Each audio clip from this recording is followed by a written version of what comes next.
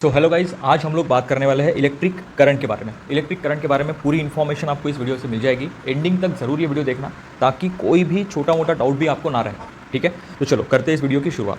Electric current होता क्या है? जनरली हम लोग क्लास 10th के बुक में जो डेफिनेशन होती है इसकी वो होती है it is a flow of charge पर यूनिट टाइम। अब ये चार्ज क्या है? समझ लो, चार्ज जो है वो दो टाइप के चार्ज होते हैं। एक है पॉजिटिव चार्ज और एक है नेगेटिव चार्ज। और आपको पता होगा यार, ये जो पॉजिटिव चार्ज है ना, ये एक दूसरे को क्या करते हैं? रिपेल करते हैं, अपोज करते हैं। ठीक है, वैसे ही नेगेटिव चार्ज एक दूसरे को अपोज करेंगे। और पॉजिटिव चार्ज और नेगेटिव चार्ज एक दूसरे को अपनी तरफ अट्रैक्ट करते हैं। ठीक है, तो अगर मुझे चार्ज को फ्लो कराना है, जैसे मान लो पॉजिटिव चार्ज है, फॉर एग्जांपल पॉजिटिव चार्ज है, इसे मुझे फ्लो कराना है, या फिर नेगेटिव चार्ज है, इसे मुझे फ्लो कराना है, तो दूसरी तरफ अगर पॉजिटिव चार्ज फ्लो करेगा तो दूसरी तरफ नेगेटिव चार्ज चाहिए। ठीक है, अगर नेगेटिव चार्ज फ्लो कर रहा है तो दूसरी तरफ मुझे पॉजिटिव चार्ज चाहिए ताकि फ्लो कर पाए, दैट मीन्स चार्ज फ्लो कर पाए। ठीक है, बात क्लियर हो गई। अब हम समझेंगे इस डायग्राम से कि ये चार्ज फ्लो कैसे करते हैं। देखो, यहाँ पे एक बल्ब लगा हुआ है। ठीक है, एक बैटरी है या फिर हम इसे सेल बोलेंगे। ठीक है, सेल का पॉजिटिव टर्मिनल इस बल्ब के एक एंड पे लगा हुआ है और इसका नेगेटिव टर्मिनल ये स्विच बोर्ड से जाते हुए इसके दूसरे टर्मिनल पे लगा हुआ है। जैसे ही ये स्विच यहाँ पे कनेक्ट होगी, इसका मतलब स्विच ऑन हो जाएगी, तो अपना ये जो बल्ब है ये ग्लो करेगा। यहाँ तक बात समझ में आ गई।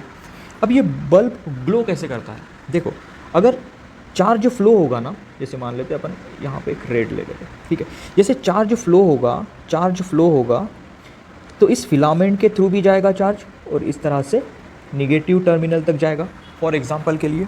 ठीक है, तो जब ये चार्ज फिलामेंट के थ्रू फ्लो करेगा तो ये फिलामेंट क्या करेगा? ग्लो करेगा और उसी से लाइट जो है वो ग्लो होता है और हम, जाहिर सी बात है, लाइट अप हो जाती है, चीज़ें उजाला हो जाता है, राइट। अब इसको हम लोग और अच्छे से समझें। ठीक है, उसके लिए अपन ये डायग्राम लिया है। हमको ये बात समझना पड़ेगा कि काफ़ी साल पहले इलेक्ट्रॉन्स की खोज नहीं हुई थी। इलेक्ट्रॉन्स जो है ना, उसकी खोज नहीं हुई थी। तो ये माना जाता था कि जो चार्ज है वो पॉजिटिव से नेगेटिव की तरफ फ्लो करता है। ठीक है, देखो, जब भी हम लोगों को करंट फ्लो कराना है ना, तो हमको पोटेंशियल डिफरेंस जनरेट करना होता है। इसी को हम लोग वोल्टेज बोलते हैं। ठीक है, इसी को हम लोग वोल्टेज बोलते हैं। अब ये बात बहुत ध्यान से समझना। देखो, इमेजिन करो कि आपका ये घर है। ठीक है, ये आपका घर है और आपके घर के ऊपर एक टैंक लगी हुई है। ठीक है, और यहाँ से ऐसा पाइप आया और यहाँ पे नल लगा हुआ है। ठीक है, जैसे ही तुम नल को ऑन करते हो तो पानी जो है वो ऊपर वाले टैंक से बहना शुरू होता है और नीचे में मान लो यहाँ पे एक बकेट रखी हुई है आपने, तो उसके अंदर ये जो पानी है ये भरना शुरू हो जाएगा। यहाँ तक बात क्लियर होगी आपको? तो वैसे ही आपको यहाँ पे इलेक्ट्रिक सर्किट के बारे में भी सोचना है कि जब भी हम लोग यहाँ पे स्विच ऑन करेंगे तो स्विच ऑन का मतलब यहाँ पे ये जो नल का जो स्विच था उसको ऑन करने के बराबर होगा, नल के स्विच को ऑन करने के बराबर होगा। जैसे ही हम लोग नल के स्विच को ऑन करेंगे तो करंट फ्लो करना शुरू होगा और करंट को फ्लो करने के लिए देखो यहाँ पे एक पोटेंशियल डिफरेंस है। यहाँ पे क्या है? एक पोटेंशियल डिफरेंस है। ठीक है, तो पहले इन्होंने मान लिया था कि ये जो पोटेंशियल डिफरेंस है, जैसे ये टैंक है, इसको उन्होंने पॉजिटिव टर्मिनल मान लिया। ठीक है, पॉजिटिव टर्मिनल मान लिया और इसको उन्होंने निगेटिव टर्मिनल मान लिया। तो उनके हिसाब से जो करंट था वो फ्लो करता था पॉजिटिव से निगेटिव की तरफ। यहाँ तक बात समझ में आ गई? तो इस डायग्राम की तरफ आ जाओ, अभी इस डायग्राम की तरफ आ जाओ। ठीक है, तो यहाँ पे ये जो पॉजिटिव टर्मिनल है, यहाँ से करंट फ्लो होगा इस तरह से ऐसे, और ये इस फिलामेंट के थ्रू जाएगा और ये जाएगा यहाँ पे निगेटिव टर्मिनल की तरफ जाके मिलेगा। ठीक है, और उसी से अपना ये जो बल्ब है ये ग्लो करेगा। क्लियर होगी बात यहाँ तक? कुछ सालों के बाद इलेक्ट्रॉन्स की खोज हुई और ये पता चला कि यार ये जो फ्लो हो रहा है ना, ये तो इलेक्ट्रॉन फ्लो हो रहा है। ये तो भाई इलेक्ट्रॉन जो है ये मेरा इलेक्ट्रॉन फ्लो कर रहा है। एक जगह से दूसरी जगह। तो पॉजिटिव टर्मिनल से इलेक्ट्रॉन्स कैसे फ्लो करेंगे? क्योंकि इलेक्ट्रॉन्स जो होता है वो निगेटिवली चार्ज होता है, और निगेटिवली चार्ज जो इलेक्ट्रॉन्स है वो हमेशा निगेटिव टर्मिनल के पास रहेंगे। बात यहाँ तक समझ में आई क्या? निगेटिव टर्मिनल के पास रहेंगे। तो अब इससे पहले काफ़ी सारी रिसर्च हो चुकी थी, काफ़ी सारे किताबें भी छप चुके थे। तो उन्होंने ये जो करंट है इसको उन्होंने कन्वेंशनल करंट नाम दे दिया, ठीक है। और ये जो इलेक्ट्रॉन्स फ्लो हो रहे हैं इसको उन्होंने फ्लो ऑफ इलेक्ट्रॉन्स ये नाम दे दिया, ठीक है। बात समझ में आ गई? अब आगे बढ़ते हैं। अब आपको ये डाउट होगा कि यार ये इलेक्ट्रॉन्स कैसे फ्लो करते हैं, ठीक है। उसके लिए देखो हमने यहाँ पे कॉपर का एटॉमिक स्ट्रक्चर ले लिया, कॉपर, ठीक है। उसका इलेक्ट्रॉन कॉन्फ़िगरेशन आपको पता होगा 2, 8, 18 एंड 1। लास्ट में कितना इलेक्ट्रॉन्स है? 1 है, ठीक है। जैसे इस डायग्राम में आपको दिख रहा होगा, लास्ट में एक इलेक्ट्रॉन है यहाँ पे, ओके। जब कोई भी शेल में, जैसे देखो ये कौन सा शेल है, जैसे ये K हो गया, ये L हो गया, ये M हो गया, ये N हो गया, ठीक है। अब N शेल में एक इलेक्ट्रॉन्स है, तो ये डोनेट करना चाहेगा अपने एक इलेक्ट्रॉन को ताकि इसका आउटर मोस्ट ऑर्बिट कंप्लीट हो जाए। समझ में आ रही है अब क्या बात आपको? ये एक इलेक्ट्रॉन डोनेट करना चाहेगा, तो ये जो इलेक्ट्रॉन है भाई इसे हम बोलेंगे फ्री इलेक्ट्रॉन। क्या बोलेंगे हम इसको? फ्री इलेक्ट्रॉन, ठीक है। अब ये जो फ्री इलेक्ट्रॉन है ये मूव करने के लिए फ्री है, ठीक है। अब देखो हम चलते हैं इस डायग्राम की तरफ। अब यहाँ पे ये जो डायग्राम है ये एक कॉपर का वायर है, और जहाँ पे ये जो इलेक्ट्रॉन्स है ये फ्रीली अवेलेबल है मूव करने के लिए। तो जब हम सप्लाई ऑन नहीं करते, जैसे हम लोग यहाँ पे सप्लाई ऑन करेंगे, बट अभी यहाँ पे हमने सप्लाई ऑन नहीं किया हुआ है, ठीक है। तो ये जो इलेक्ट्रॉन्स है ये रैंडमली मूव कर रहे हैं, रैंडम डायरेक्शन में मूव कर रहे हैं, ठीक है। आप देख सकते हैं यहाँ पे रैंडम डायरेक्शन है इनका मूव करने का।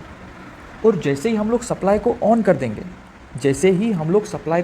देंगे, तो ये जो इलेक्ट्रॉन्स है ये निगेटिव टर्मिनल से लेके पॉजिटिव टर्मिनल की तरफ मूव करना शुरू कर देंगे।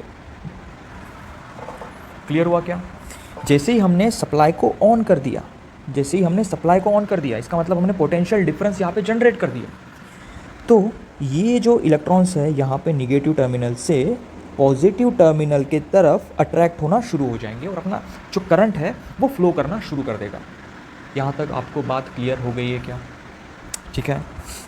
अब हमको बहुत ही इम्पोर्टेंट कंसेप्ट समझना है जो कि है डेफिनेशंस, ठीक है, क्योंकि हमको पेपर में तो डेफिनेशंस लिखनी पड़ेगी ना, ठीक है। तो चलो अपन सबसे पहले देखेंगे व्हाट इज़ इलेक्ट्रिक करंट। तो हमने अभी देख लिया भाई कि flow of charges per unit time is called as electric current, ठीक है। Flow of charges per unit time is called as electric current. अब इसको लिखेंगे कैसे भाई? तो देखो करंट को हम लोग डिनोट करते हैं आई से, ठीक है। उसको हम लिखेंगे कैसे? फ्लो ऑफ चार्ज पर यूनिट टाइम, ठीक है। चार्ज को हम लोग डिनोट करते हैं क्यू से और टाइम को हम लोग डिनोट करेंगे सेकेंड से, टाइम को हम लोग डिनोट करेंगे टी से, टी से। अब यहाँ पे ये जो क्यू है जो कि चार्ज है इसका यूनिट होता है कूलम और जो टाइम है उसका यूनिट होता है सेकेंड, ठीक है। तो यहाँ पे करंट जो है उसको हम लोग लिख पाएंगे कूलम पर सेकेंड, जो कि हम लोग उसे आज के डेट में जानते हैं एम्पियर के नाम पे। किसके नाम पे? एम्पियर के नाम पे। यहाँ तक बात समझ में आ गया क्या? इससे आपको ये एक बात तो क्लियर होगा कि SI यूनिट ऑफ करंट या फिर इलेक्ट्रिक करंट होता है एम्पियर,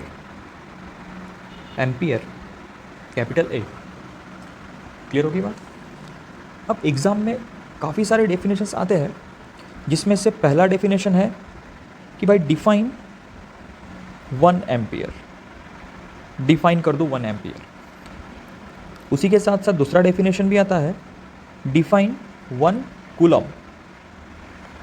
1 कूलम डिफाइन करो, 1 एम्पियर डिफाइन करो। अब इसको कैसे डिफाइन करेंगे ये देख लो। हमको बस ये जो डेफिनेशन है ना, इसी के हेल्प से हम लोग 1 एम्पियर और 1 कूलम को डिफाइन करेंगे। ठीक है, सबसे पहले 1 एम्पियर को देखो कैसे डिफाइन करते हैं। हम सभी को पता है जो करंट होता है वो होता है चार्ज अपॉन टाइम। ठीक है, अगर मुझे 1 एम्पियर को डिफाइन करना है, तो करंट जो होगा वो एम्पियर में लेते हैं हम लोग, तो 1 ampere equals to 1 coulomb upon 1 second. ठीक है, तो अगर मुझे 1 एम्पियर को डिफाइन करना है तो हम यहाँ पे लिखेंगे when 1 coulomb of charge passes through a conductor in 1 second is called 1 ampere. जब 1 कूलम का चार्ज पास होगा कंडक्टर के थ्रू 1 सेकेंड में, उसे हम बोलेंगे 1 एम्पियर। समझ में आ गया? ठीक है, अब देखो इसी डेफिनेशन से हम लोग 1 कूलम को भी देखो कैसे डिफाइन करते हैं। तो हमको पता है भैया 1 ampere equals to 1 coulomb upon 1 second. अब करना क्या है, हमको निकालना है 1 कूलम, तो इसको अगर इधर ले गए तो मल्टीप्लाई में चले जाएगा। ठीक है, तो इसको कैसे लिखेंगे, व्हेन जब 1 एम्पियर का current, 1 ampere 1 ampere of current, 1 ampere का करंट फ्लो करेगा कंडक्टर से, flow in conductor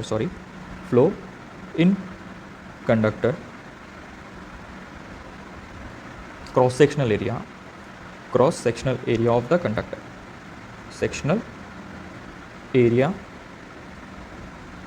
of conductor. ठीक है, जब 1 एम्पियर का करंट किसी क्रॉस सेक्शनल एरिया, इतने एरिया से 1 एम्पियर का करंट फ्लो कर रहा है in 1 second is called as 1 coulomb. ठीक है, सो गाइज आई होप आपको ये वीडियो समझ में आ गया होगा। मैंने अपने तरफ से पूरी कोशिश की है। अगर आपको इसके रिलेटेड कोई भी डाउट होगा तो कमेंट सेक्शन में बिंदास पूछ लेना, है ना। और इसके बाद हम लोग पोटेंशियल डिफरेंस के ऊपर एक वीडियो बनाएंगे और ऐसे ही चलते जाएगा। हम लोग फिजिक्स 10th का फिजिक्स यहाँ पे पूरा कवर करेंगे, 10th का फिजिक्स कवर करेंगे, केमिस्ट्री कवर करेंगे और मैथ्स कवर करेंगे। ठीक है, तो चलो मिलते हैं फिर नेक्स्ट वीडियो में। तब तक के लिए जय हिंद, और चैनल को सब्सक्राइब कर लेना जाने के पहले, ताकि आपको नेक्स्ट वीडियो मिस ना हो। मिलते हैं फिर।